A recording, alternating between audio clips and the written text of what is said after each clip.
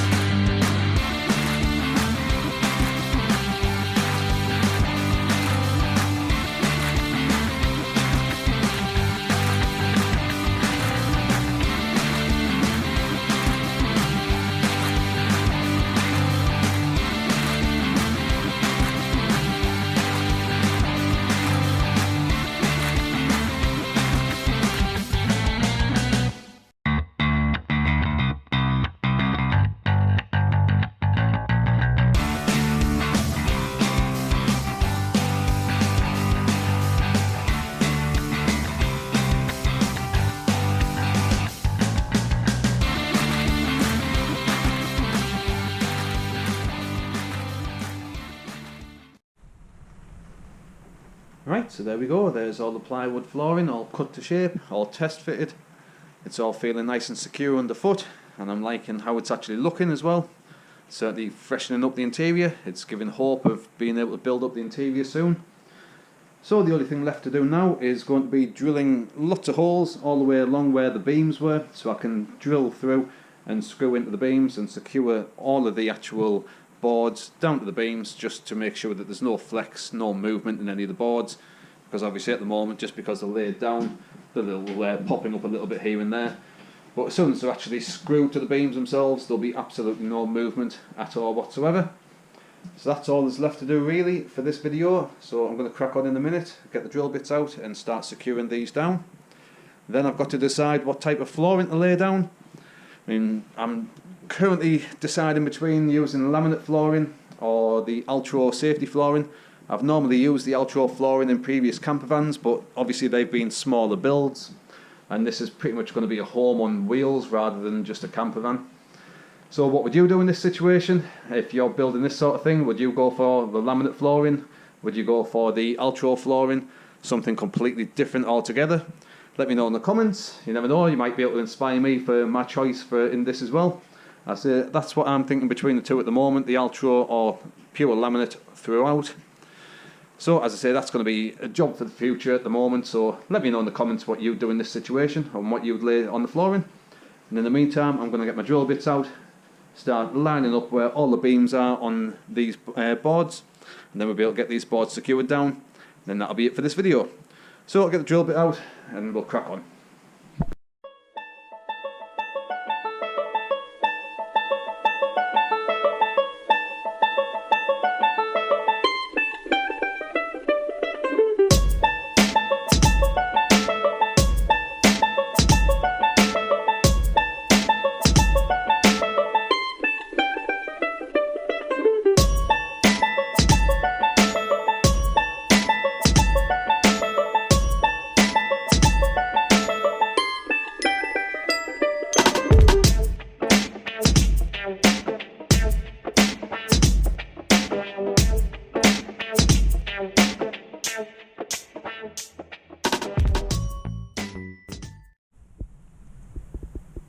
Right, and there we go, there is the flooring pretty much fully complete. It's all been securely secured down to the beams that are running, and it feels nice and solid. There's pretty much no flex in any of the boards at all. The only one I haven't fully secured down now is this small little one here. I've left this one loose because I've still got to get into access all of the water tanks that are under there and run the copper for the gas piping. So once all that's in place, the bottom flooring, the insulation, and this one's all going to get secured down all later on. I can't do that until all the water is fully plumbed in, or plumbed to a point where it's ready to come through the flooring, and the copper pipe work's running through, because I'd rather work while standing in between the chassis than clambering underneath the bus, working upside down. It's a lot more easily accessible while that little section's there. But I'd say once all the copper pipe work and the water pipes in place, that'll get secured in place, and that'll be it, all ready to have the final finishing flooring laid down. Now I do have some XPS underlay that's ready to go in, but I haven't, as I say, made my mind up on the actual finish of the flooring yet. Laminate, Altro, this, that, the other. I'm still umming and ahhing, not fully decided. So as I say, let me know in the comments what you'd put down in here. You never know, you might be able to inspire me with my selection as well. But I'm quite happy and pleased with how this has all come along. That's the flooring fully insulated underneath it as well. So it's looking nice, neat, and it's almost ready now to start building on top of. As I say, I just need to get that little bit of water pipe work plumbed in. That'll be coming in the future video as well. So once that's in, I'll be able to start cracking on and get the rest of the build fully complete. So I hope you found this video useful. If you did, please give the video a good old thumbs up. As I say, leave a comment below whether you like it or not, what sort of flooring you would lay in this sort of situation as well. I'll go through all the comments that are left as well.